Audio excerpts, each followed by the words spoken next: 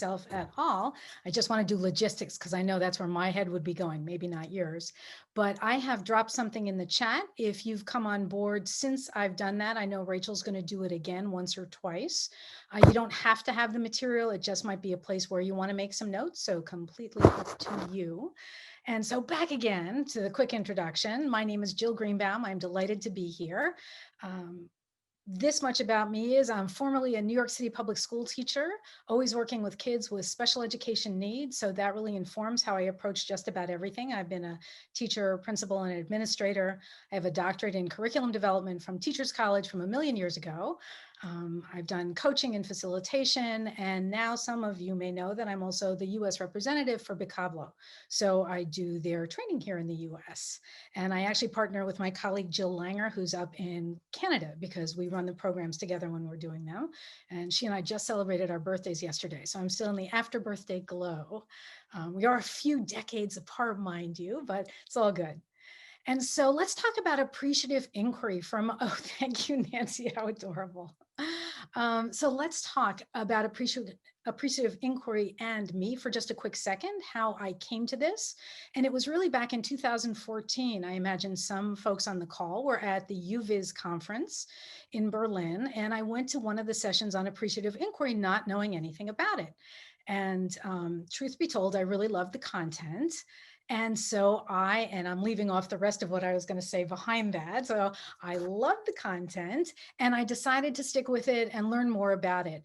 And personally, I was not in an organization. I've been a consultant for the past 22 years. I do instructional design, facilitation, and training. And so I wasn't really looking for an organizational perspective. I was looking for an interpersonal perspective. And I also happened to be on a board at that time. And I was having a little difficulty connecting with one of the members of the board. And I thought, you know what? I'm not going to change anybody else. The only person I can ever change is myself. And so let me dig into this AI stuff. And I picked up the book by Stavros and Torres, and it's called Dynamic Relationships. And so that's also the website where you can find it. And it was really making AI, right, appreciative inquiry, very personal. And I found it to have just a great effect. And so I've sort of loved it ever since then, dove back into it within the past year, and that's how we come to be here today. And so, probably enough for right now about me. I want to ask you a question, and that is, what's the best thing that's happened to you today? Please take the next 5 minutes to make a drawing of the best thing that's happened to you today. And then you can choose to share it or not. We can do a quick screenshot. And what I'd love to do is hear from you a bit, and that could be in the chat, about not only what was the best thing that happened to you today, but how did it feel to think about it, to draw it, and or write about it. And so we are a relatively small group. I'm sort of wild and crazy, so I'm happy to have you come off of mute if you like. What's your comfort level? Dive in, please. Let's spend the next couple of minutes hearing from folks. Hi, I'm Joe. Hi, Joe. I had a belly laugh today. I haven't had one in a while. So we have a new kitten in our house, and we got cat trees because we need to teach them how to do the thing. And so we're having the cat climb up the cat tree, and we're figuring out where to place it in the living room. My wife and I look at each other, and we're saying, well, why not over in that corner? And then she goes, well, in 3 weeks, we're going to be putting a Christmas tree there. And then we just look at each other and come to the realization we have a new kitten and a Christmas tree. And it just, the chaos that's going to ensue is going to be incredible. And it was funny. Awesome. Yeah. Thanks, Joe. Who else would care to share a thought? I can go off the cat energy. Okay, great. Because I started off with like, you know, the best thing about my day so far was the fact that I got to like have lunch. And so I like drew my grilled brie sandwich with a side of apricot jam as like a dipping sauce. It was so exquisite. And then I was like, well, no, but my cat actually like wanted to hang out with me too this morning. So it's not part of the sandwich, but it's part of that warm, delicious experience. So I've got my little cat over there. And then I was like, well, really? And I also started my day with a walk, even though it was like 40 degrees in San Diego. What the heck? So I've got like my little little footsteps going across the bottom. And it's nice to see how, like, when you think about one best thing about your day, it doesn't want to stick to just one. Yeah, terrific, Jeannel. Thank you. Beautiful, incorporating in just a bit about what it feels like to think about the best thing. Would anyone else care to share?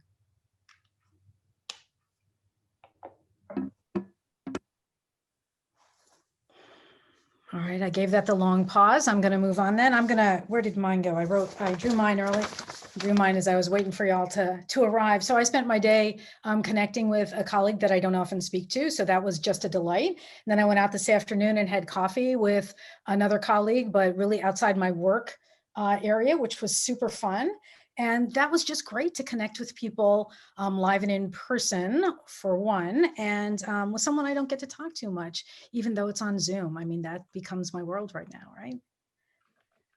And so let's shift from that. Of course, you are always welcome to write in the chat, because I can see a little bit there, right? A mini nap cuddled up with my dog. Sounds terrific. All right, let's talk a little bit about appreciative inquiry. So I'm kind of wondering who knows a bit about it and would share what they know to get the ball rolling. I'm happy to fill in any blanks or to add to what someone might want to start with. All right, well, once again, I will lead us off and then perhaps people will add to it. So appreciative inquiry, as you may know or know a bit about, began over 30 years ago. And so David Cooperrider and Suresh Srivastava began studying it, mostly David, at Case Western University. And Suresh was his mentor and his professor at that time. And so he created an approach to organizational development, which is how most people think about this. I sort of have taken the more personal realm. And he created an approach that seeks the best in people, right? So it's a cooperative search for the best in people, their organizations, and the world around them. And so it involves a systematic discovery of what gives life to a system. So what's most effective? And that could be economically, it might be ecologically, it could be in human terms. So it is that search for the best. And we're looking for what's working, what's possible, and what's hopeful. Because when we look for those things, we feel inspired to change, right? Which is a little different than a problem-solving approach. And I have shared this particular session with a number of different folks along the way, particularly agile coaches. And what I've gotten often is a lot of conversation around, well, shouldn't we be problem-solving? So we're going to talk about that a little bit, because it's important to recognize that appreciative inquiry doesn't just look at the sunny side of things. So let's talk about that for a minute, because we know from the neuroscience that's around us all the time, happily it's become very commonplace to learn about our brains, that our brains have a negativity bias. You know, Rick Hansen talks about this a lot, but I know in my work as an educator back when I was working with children with special needs, I always focused on their strengths to help them get at what was challenging for them. And I knew, though, that it was easier to go down the road of, gosh, this isn't working, or this is a problem. And actually, our brains use that to help us, to keep us safe, right? Because they're watching out for us all the time. It may not be lions and tigers that we're worried about right now, but there are other kinds of things that are experienced as threats by us. And so what we're looking to do with appreciative inquiry is in part retrain our brains to start to look for what's good and what's positive and what is possible. And yet it is important not to ignore what's negative, because what's negative can hold gifts for learning. And so it's not about denial. It's not about shoving it under the rug and not taking a look at what isn't working in the way that we hope. So appreciative living, which is what we're here and all about. So I'm going to reference this for a quick minute, because this would be in the file that Rachel has dropped in the chat a couple of times. And this is also our agenda for talking about appreciative inquiry and doing some exercises today. So we've really started off already by talking about, well, just brief introductions, but also talking about what's the best thing that happened in your day so far. And so you have your drawing probably that you want to keep, but you might put an answer right in there. You might encapsulate it right there. Right now, we're getting into describing appreciative inquiry and what it's all about. And next, we'll get into the principles and do some exercises and gain some insights along the way. So the key here with appreciative inquiry is really to get a complete view of life, both the positive and the negative. And to work to rewire our brains to think more positively, we need to intentionally change our thought patterns and repeat them over time, right? So that they become ingrained. So spending time looking at the positive side can give us courage, inspiration, and motivation to deal with the difficult stuff in our lives. All right, so there's just a brief introduction. What I'd love to hear is some questions or some additions or comments that you'd like to make about what I've laid out so far for us. Jill, question for you. Sure thing. What was the book title that you mentioned way back at the beginning? Absolutely. So I'm just gonna, I'd love to see everybody when we have this opportunity. Sorry if it's in your notes. No worries. It's called Dynamic Relationships.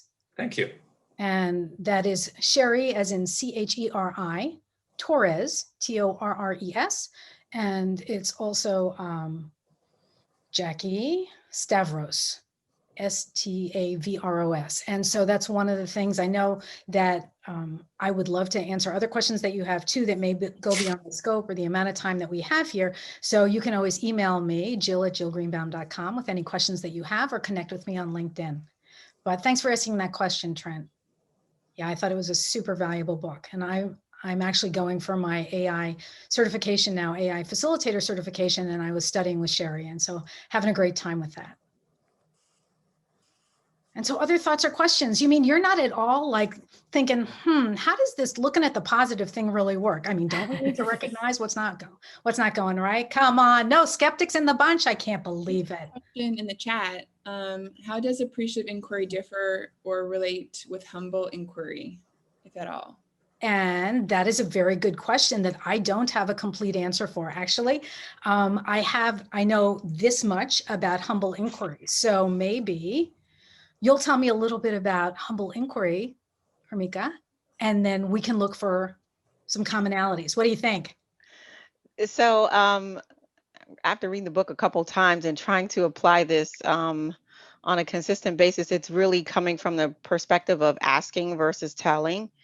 And looking at it, it doesn't necessarily have to be from a positive intent, but it definitely is looking at it from the perspective that even if you know the answer, you're giving yourself the space to say, I don't know the answer. And maybe it's really used as a tool to build trust and really build relationships and partner.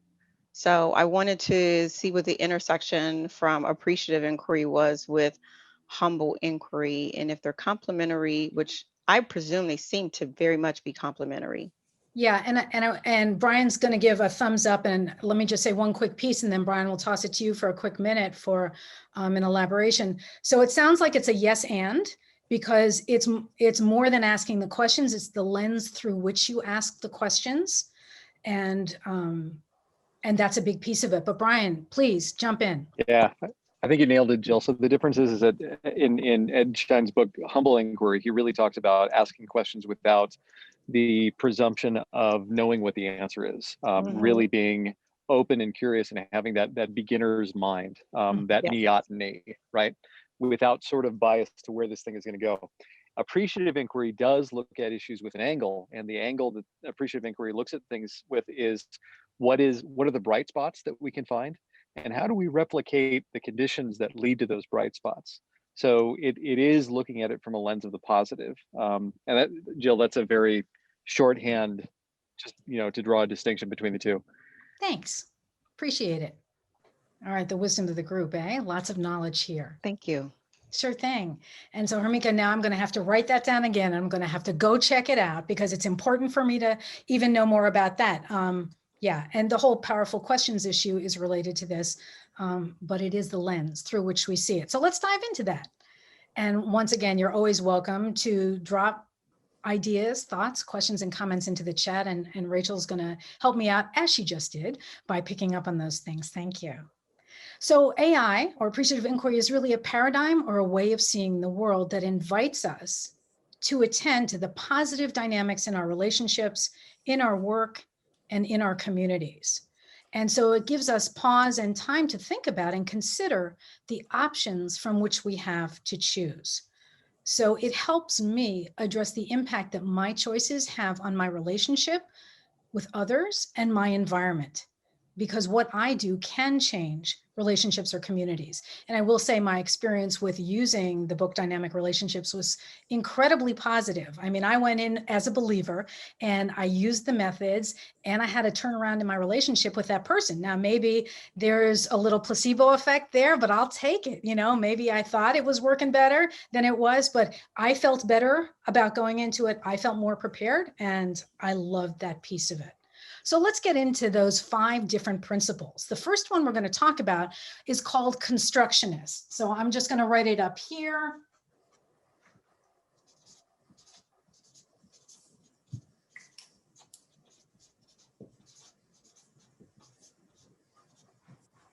So there are 5 altogether. We can talk about them in any order. This is just going to be the way that we start. And the constructionist principle says that we construct our own stories. Our story is only one perspective. There are always multiple perspectives. We need to hold reality lightly. So the way we know or the way that we imagine affects our actions. So I'm wondering if anyone has an example of that. So I imagine that I construct some of my stories subconsciously from messages that I've received over a lifetime. Uh-huh.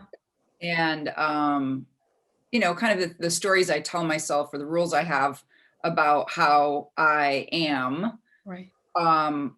come from not only just my own experiences, but what I've heard people tell me. So like parents, older siblings, friends, influential friends, things like that.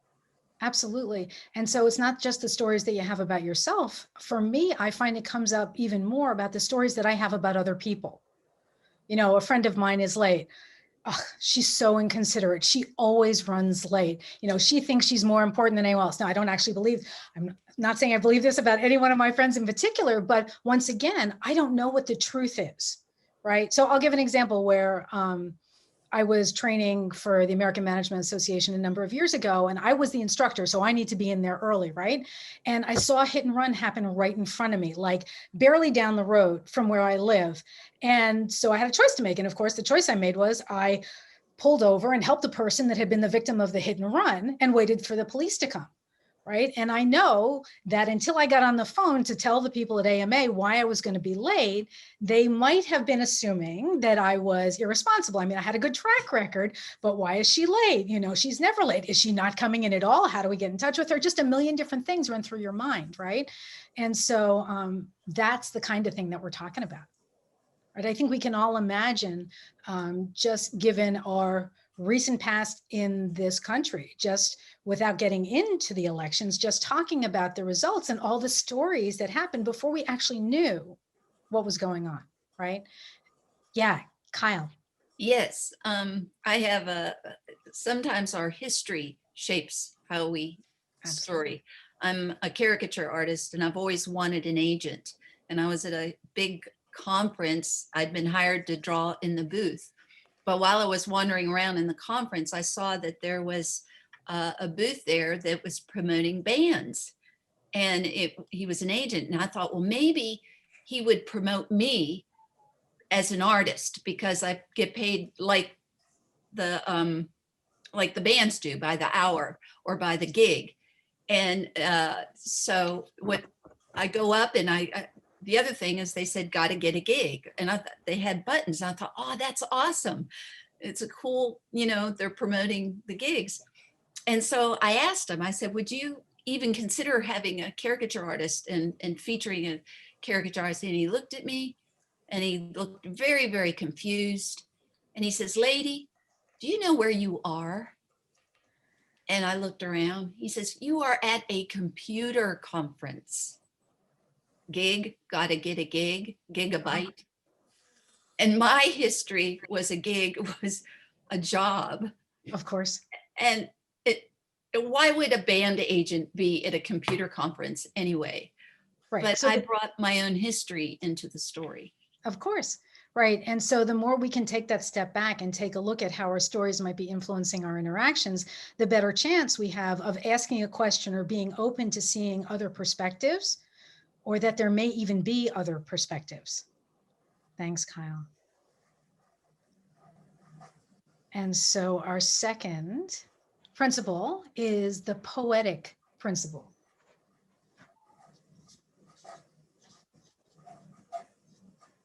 And so the poetic principle is all about the fact that we have the license to create, interpret, and focus on whatever we want. And whatever we focus on expands. So our life becomes an open book. So as you start to think about the past couple of days for yourself, can you think of a time where you put your attention on something and it just grew? And that could be a wonderful growing because something was very positive and it made you feel better the more that you thought about it.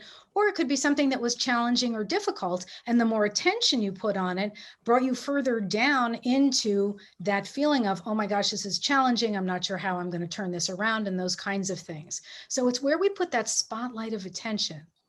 Right, which is also another, if any of you are coaches, as I'm assuming some of you are, you may know Rick Carson's work and the Gremlin Taming books that he has created. And he talks about, where do we put our flashlight of attention? So who has an example they're willing to share about how putting our attention on something will make it grow and be of more influence? That's sort of like after you buy a car, you start seeing that car all over the road. Right. Absolutely.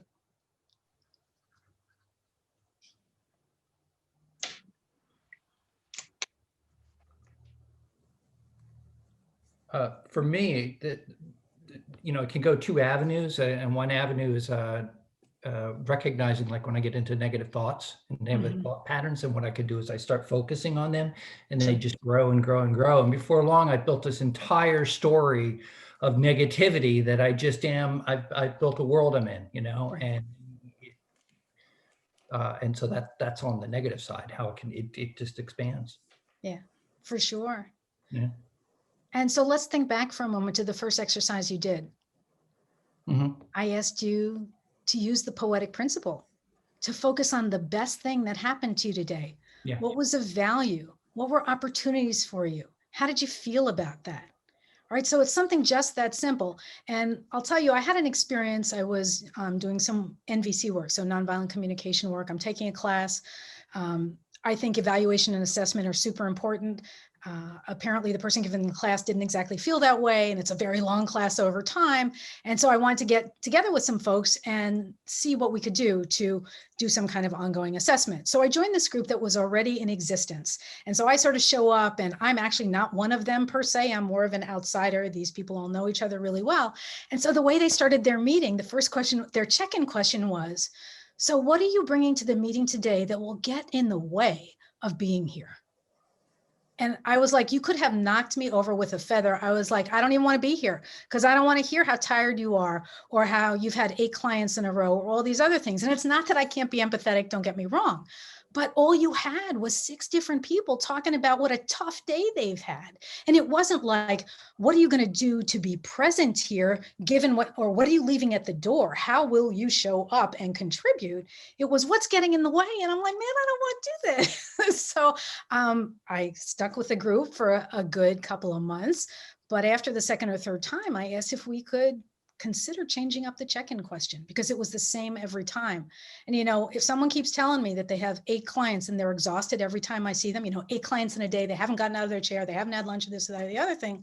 I'm like, girlfriend, you need to do something about that, right? Because this is something you have a choice about. And I know the person I'm talking about, so I know that there were choices involved, right? That's not true of everyone. And I'm really clear about that. But it was just like, wow, I was totally uninspired to be there. And so when you think of recent sessions that you've been in, whether they're circles or trainings or facilitations, or ones that you have coming up, and you're creating check-in questions, what do they look like for you? You know, I'm part of the global team for Vocablo, and we had a meeting, and one of my colleagues said, so what's the best thing that happened to you this week? And I'm like, man, a week is too big. I can't think about a week, you know, because there are a bunch of good things that happen. How am I going to pick out that one thing? But if you ask me to think about today, I can do that in a heartbeat.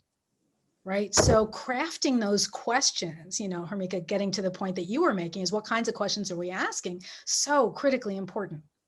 Right? The question you ask is important. So that's going to take us to the next principle, which is the anticipatory principle.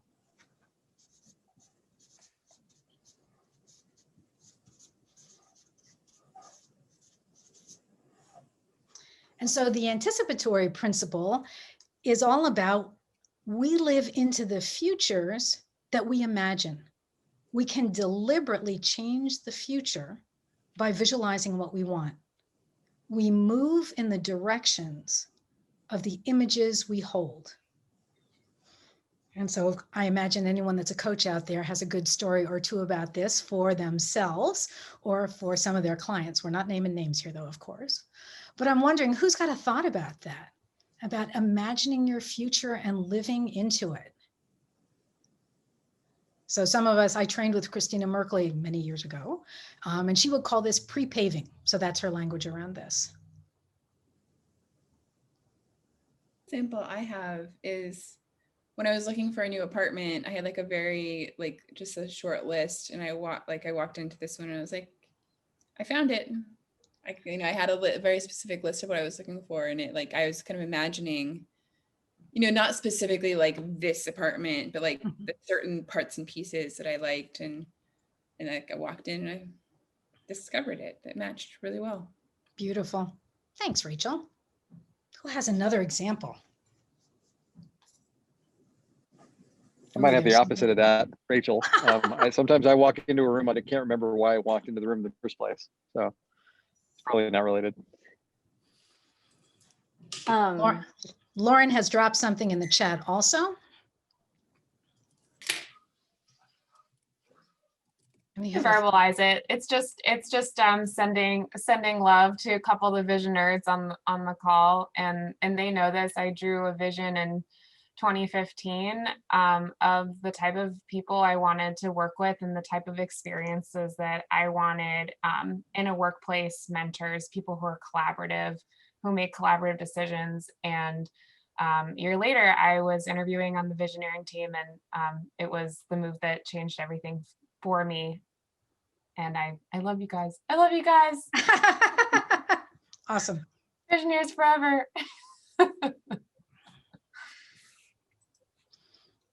So this is one of those things that we can do. I mean, a lot of us do this kind of work at the beginning, at the end of an old year, the beginning of a new year. We start imagining what we want that year to be. We talk about creating new habits and all kinds of things. But what is the constant in our lives, and how do we keep refreshing that and enabling us to reach our visions without getting discouraged along the way? So that is sort of a longer conversation, but that's a good place to begin. So I'm going to ask you right now, if you are comfortable, to close your eyes. And if you are not, just lower your gaze. We're going to do just a brief activity in which you will visualize and then go into pairs and talk with a partner. So please think about your day tomorrow.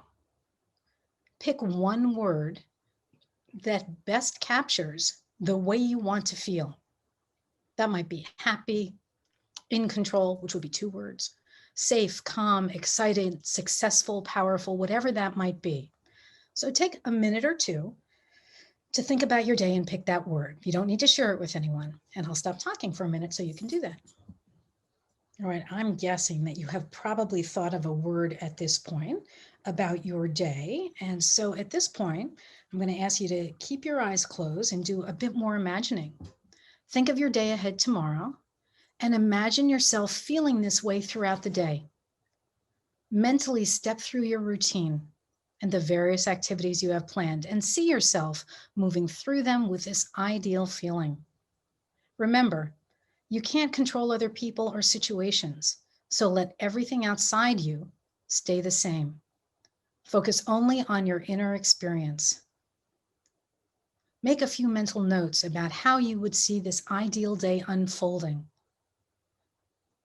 Reflect on what you see yourself doing, saying, and thinking that is making it happen for you. So I'm going to let you do that for a couple minutes, and then you will break up into pairs. All right, I'm going to bring you back. And Rachel is going to do the magic of placing people into pairs. You'll have a total of 10 minutes. So please mind your time, as Deepak would say, and take 5 minutes per person to share what that was like to imagine the word that you want to live into tomorrow, and then how going through all the parts of your day with that in mind influences what you're thinking and feeling about tomorrow and what that visualization was like. Well, we had cat and dog introductions recently too. That was interesting. But we haven't had cats forever. And so just forgot all about all the things you got to be aware of. The When joys I of thought about that tree, I just was like, oh man, it's going to be bad. In a fun And there's way. Lauren bringing in a cat. So even if we're not seeing Joe's cat, we're seeing Lauren's cat. Nicely done. Pippin. Had to ask about the cat. Yeah. So let's talk for a couple of minutes. I'm hoping you will share your thoughts about that experience. So from beginning to end, like what was it like to imagine the word, choosing the word, walking your way through your day, really experiencing it, imagining it, and then sharing that with a partner and hearing what they had to say. Pick anything that you like within that multitude of possibilities. What are you thinking, feeling? Go for it, Nancy. I had an amazing partner. That's what I'm thinking. Mika was just fabulous, and we had a great conversation about the difficulty of choosing just one word to represent the day and how it spiraled out into several words. I wanted to be productive, but then I thought about it and said, I really want to be joyfully productive. So productive but cheerful through all the decisions that have to be made and the work that has to be done. So it was a great activity. Thank you. Super. Thank you, Nancy. Jill, I'll just offer a point of conversation from Jill and I that it's really difficult when you put on the appreciative lens to use words like, well, no judgment, because in doing that, you're actually still offering something you don't want rather than something you want. So trying to find the word that represents appreciation, like carefree, or my word was light, can be, as Brian would say, holding down the switch, or it takes a little bit more energy. He's laughing. Yeah, absolutely. Because it's not about focusing on what we don't want. It's really being clear about what we do want and living into that. Thanks, Lauren. What other experiences? Jeannel, you look like you're about to tell us something. Yeah, really short because I feel like I talk a lot and things. So I was paired with Trent, so yay. And it was so cool that, he shared his word first, I shared my thing, but we both embodied our word when we were talking about it. So he like shared his word, which is his to share. I won't share it, but he like shared it and was like, when he would say it, it's like, ooh, yeah, he's owning that. And then when it was my turn, it was like, this is going to shock some people. My word was woo. So it's just like, it's cool to see that level of embodiment that happens once you give yourself permission and an opportunity to sit in a visualized experience. It really allows you to own it and put it on, if you will. Absolutely. Thanks, Jeannel. I'm wondering if any questions came up for anyone or any other comments that you would care to make.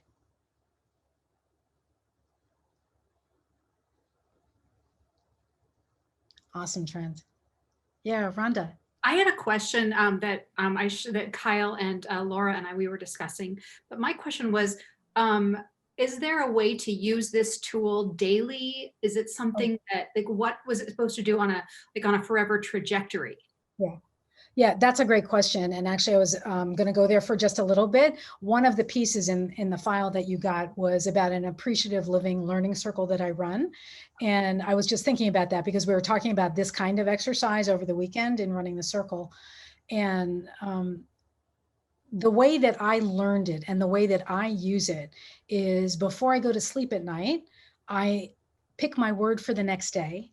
And I mentally do this visioning of what do I want tomorrow to look like, and how am I going to own that word? How am I going to live it and embody it, so that it sort of sends me off to sleep with this hope and a plan for tomorrow, right? For the next day. And so in the next morning, then I'm going to wake up and I'm going to pick it up again and work with it throughout the day. Mm. And so that's one of the things that we talk about in the Appreciative Living Learning Circle. And I will say one of the things that we talked about also was detachment and the importance of that. Because when I ran the circle on Saturday, my plan was with my beloved husband to spend 2 hours in the garage, which has become a storage facility for many things. And winter's coming and the cars need to come inside and we really need to handle that. And so my word was successful because I wanted to get at least one car in the garage. That was my plan. And so when one of the women in the circle said to me, so what does detachment mean? I said, so my goal and my vision is that we will be successful in getting a car in the garage. The detached piece is, if it doesn't happen, there's no shame. And there's no blame around this. It's that I have done the best that I can. I've given it my best. And if I need to go back another day, I will. And, the behind the scenes for people that know me, you might already know this about me, but I'm very optimistic. Like, I really think I can get stuff done. And sometimes I'm overly optimistic and I'm not exactly realistic. And personally, I'd rather be that way than the other way.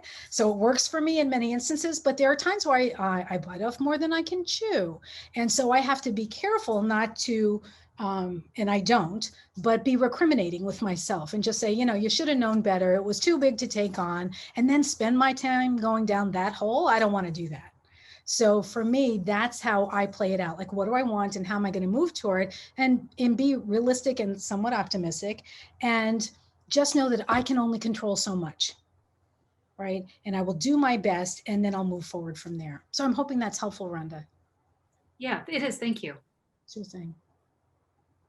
Great question.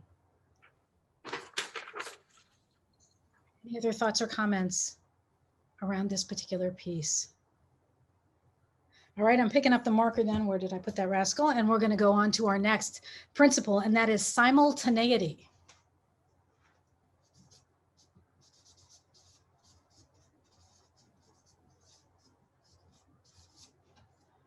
There was also this place on your, if you happen to print out the agenda or the template, where you might have put some notes around imagining your day. So this is my 2020 hindsight, sorry about that. But I'm guessing most of you are already drawing anyway on your own, in your own notebooks. All right, so let's talk about simultaneity. And that is the moment we ask about something, we simultaneously begin to move towards it. All right, so related to anticipatory, but slightly different. And so questions are those powerful tools for change. Right. And so once again, related to that story I was telling you about the group that I was in. So have you ever noticed that, you go out to a movie, or maybe you're watching something on Netflix with a friend or partner, whatever, and the first person that asks the question often drives the conversation. Like, oh man, I love that. What did you think about that? And then you start to think about, oh, well, this person that I like and admire, they really like that. What did I like about it? Right? Or unless, of course, if you're feeling contrary, that's a whole other conversation we're not having, right? But if someone starts out with, oh, worst movie ever, can't believe we paid money for that, or whatever, then you might start down the path of agreement. Like, yeah, you know what? Casting was wrong. Don't know what the director was thinking of, or whatever it happens to be. But have you ever had those conversations? Yeah. Any thoughts or comments about that? Yeah, Hermika's laughing. She's like, oh yeah, I know that. Any of those kinds of experiences? Or do you find yourself ever thinking about the question you're going to ask and then seeing the trajectory head in just one direction? I mean, this came up for me in a big way, once again, with these NVC folks that I was working with. And they were talking, the woman I was talking with was describing the certification process and what she had gone through and how intense it was and how there were 3 assessors. And the person that was the most important assessor asked the questions last. And the people that were newest to the process asked the questions first. And I'm thinking to myself, who is most skilled in asking the questions? And what was the trajectory when these people that didn't really know how to ask the questions yet, they were still in learning mode about it, started the conversation? And it was something that she said, we need to take a look at how we do our certification process. And I was like, yeah, I'm thinking so. Right.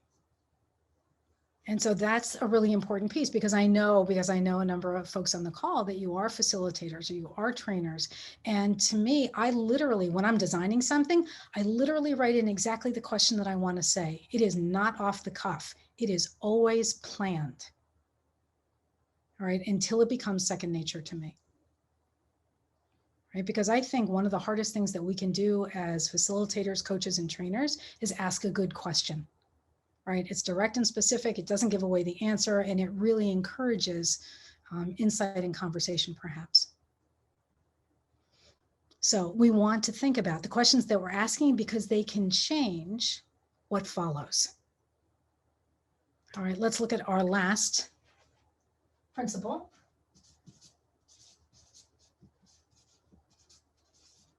And it is about being positive.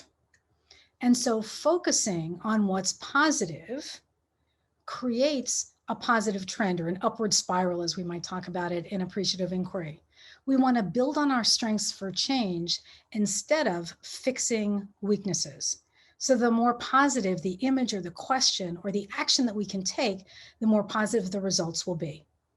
And I think about this all the time, because I went through Martin Seligman's Authentic Happiness Coaching Program, which is a focus on strengths.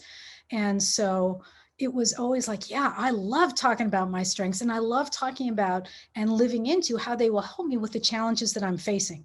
Because if you're just going to go after what's hard for me or what I find challenging, and we're just going to hammer down on that, I am going to want to turn away from that. That is not a happy conversation for me. But I'm happy to go there if I can find a way that I have some hope about positive change.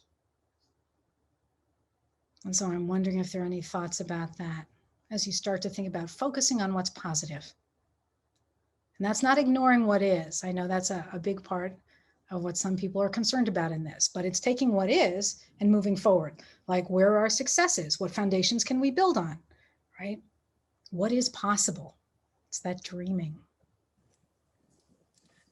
Jill, I'm wondering, sometimes when I introduce appreciative inquiry, especially the concept of positivity, I get accused of saying, well, isn't that looking at the world with rose-colored glasses and ignoring some of the things that we actually have to fix? So how do you respond to that? So I respond that we absolutely look at what is, because we don't deny anything, because that's where gifts can come to us around how we move forward. But it doesn't mean that we dwell there and we dig down into the problem, like, what's not working? Oh, let's go there and let's dig further.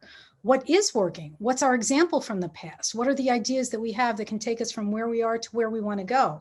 Do we have a clear vision of where we want to go? Maybe we don't. We need to spend some time working on that. So I absolutely hear that, Brian, and I hear that a lot from the Agile coaches that I work with. And I'm just saying, this is not about denial. Jackie Kelm, in her book, 28-Day Program to Appreciative Living, she talks about thinking in terms of it being in a theater where you're looking at the curtains and you choose which curtain you're opening, and you should be opening both, because one side's going to open up what is and what is challenging to you. The other side, you're going to open up what's positive. And we need to open up both sides and have that very clear understanding so that we can move forward. Thanks, Brian. Trent, you wanted to say something too. As you were describing this particular principle, the facilitation principle of mood contagion came to mind. And I know, Brian and I have been in sessions, and Lauren and I have been in sessions where, almost naturally the negative conversation starts to pile up like trash, and the wind blowing and the trash starts to accumulate. And I know, the three of us had those moments where we've had to pause a group and remind them of this principle of mood contagion and how it can easily direct a conversation. We've pulled people aside during a break and said, what's going on with you? Here's how you're showing up today. Tell me more. And it's sometimes, you know, I know I've found peeling the layers of that conversation with an individual can sometimes cause them to step back and say, you know what, I didn't realize that. Thank you for the reminder. Sometimes, you know, not only groups, but we also need that little bit of nudge.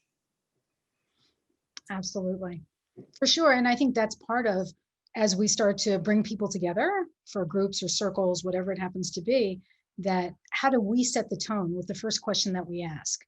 What do we ask people about? What do they have to contribute to being here today? You know, how are they going to be part of the group? You know, I love Christina Baldwin and Anne Linnea's work, A Leader in Every Chair, right? Where everyone is accountable for what happens in the group. While there is a host, there is a scribe, there is a timekeeper, everyone is held accountable.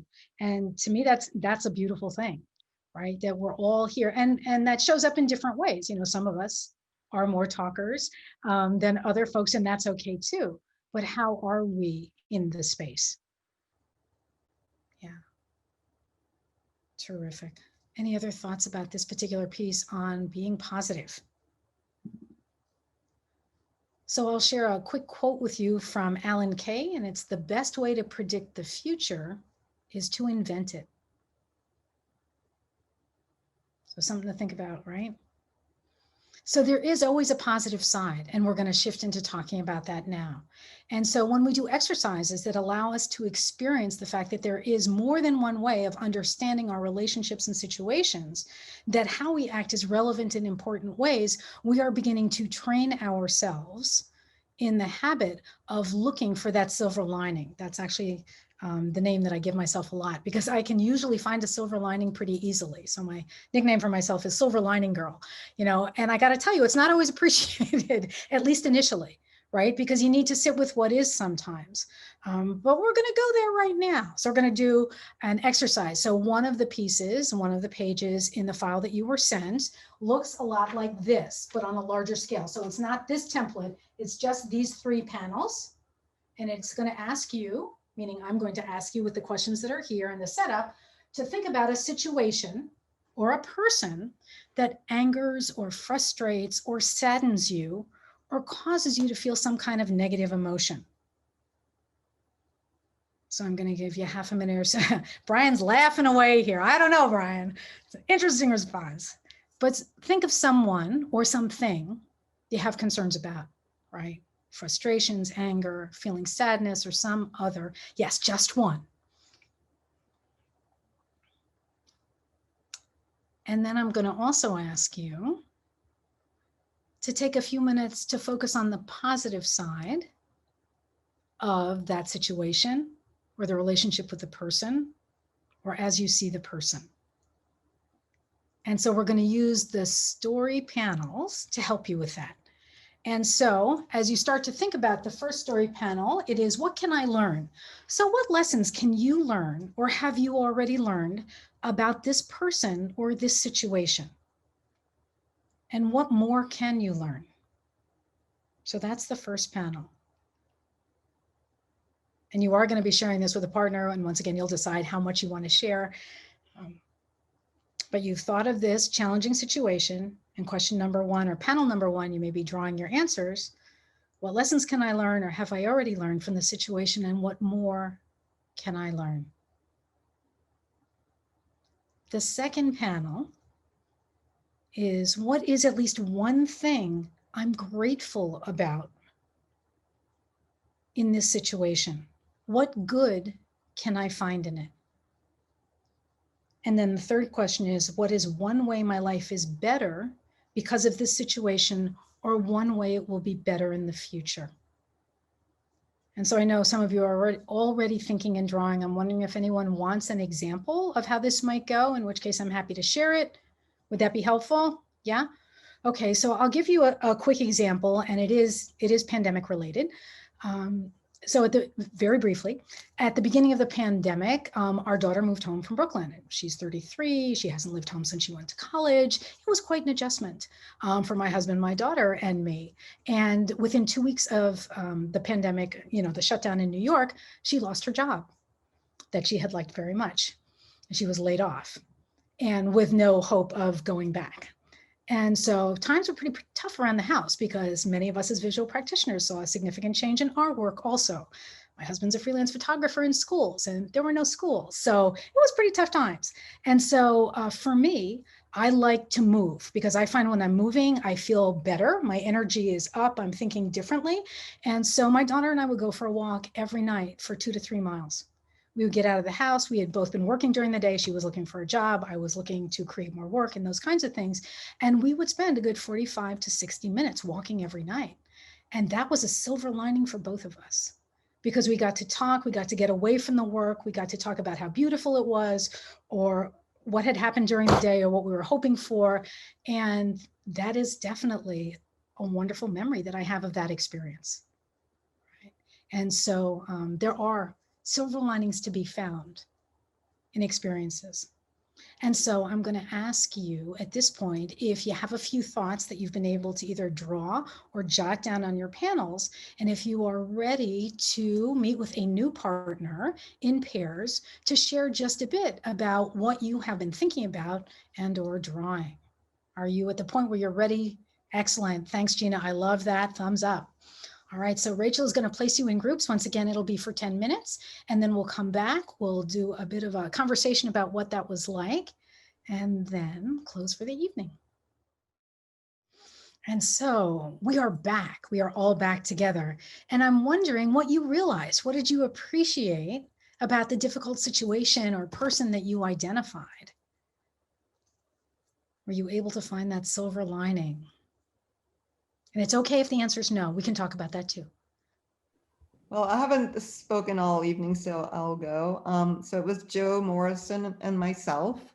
And we both had challenging situations that were kind of similar, which is a bit of a breakdown professionally, not breakdown, but like feeling like we weren't doing the work that we wanted to, or in my case, it was actually Brian knows because this is how I got here through Brian, which is, realizing that the virtual facilitation world wasn't going away and feeling overwhelmed and intimidated by all the learnings that I needed to take on. But just, I just met Brian last week and we corresponded and he gave me a bunch of resources and I started to sign up to all these things and I feel better and better, like, So it's the nudge that I needed. Work was slow for about 6 months after the pandemic, and then suddenly it started to pick up. And now I really am thrust into the, this new normal virtual facilitation world. Yeah, so I'm learning to swim. You are learning to swim and you're finding a silver lining. Mm-hmm. Fantastic. Thank you.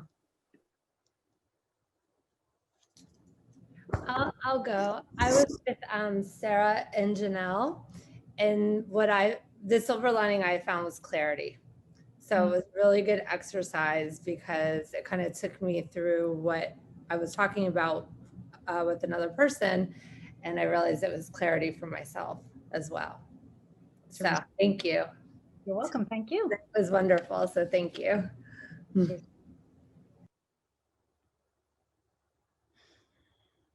Any other thoughts or comments? I want to share a quick story then from another group that I did, some colleagues of mine in India, where I ran a similar session.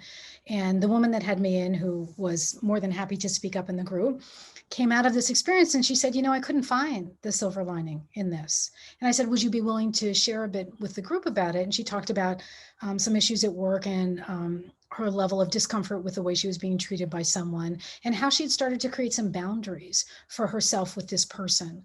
And what I realized is that number one, sharing your story is one thing. Having a partner who can hear and help you see things that you don't see yourself is so critically important. And so when I could say to her, I hear that you've created boundaries for yourself in this, because she didn't use that language. She just said, well, I started doing this, this, and this. I said, oh, you've created some boundaries. So you started to learn how to handle this and you have stood up for yourself. And she was like, oh, yeah. You know, so sometimes we need to be there for folks to help them see themselves. Right. And so part of this work is also helping people prepare to listen for others for those things that may be hard for the speaker to hear. Any other thoughts or questions as we begin to get near the top of the hour?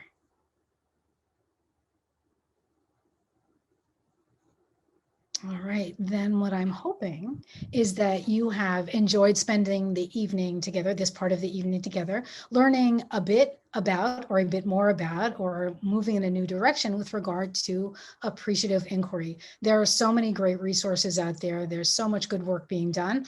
I love talking about it. One of the pieces that I gave you in the file is a group that I, thanks Joseph, is a group that I'm starting to run in December that's an appreciative living learning circle. And so it's really a small group in which people can learn to integrate these things, because as we were talking about before, it's one thing to learn them, it's another thing to start to really make it a part of your life, which can often be easier done in a group setting. And I'm happy, of course, to connect with any of you with questions that you have or recommendations for books, because it is my pleasure to talk about this kind of thing. So thank you so much for all your attention and good work on this in this time together. Thanks. All right. Thank you, Jill, for coming into Nova Scribes. Big round of applause for Jill. And then just kind of final notes. Just again, we have a virtual Quarantinis and social on Monday, the 16th. So join us for that. There is another event on December 1st, which is not published yet, but watch out for that. And then another one on December 10th for finding the warmth in the dumpster fire, which will be a lot of, we might actually be burning something. Spoiler alert. It'll be fun. And otherwise, if you took sketch notes and you want to share them, you can post them on the meetup for like just for this event. Just add a photo. Will it be held in an actual dumpster? No, in an actual dumpster. It will be held wherever your Zoom is holding you. Otherwise, thank you. We can stick around for a couple minutes. I think we're doing a couple minutes off hours. People have questions. Otherwise, have a great evening and thank you for joining us.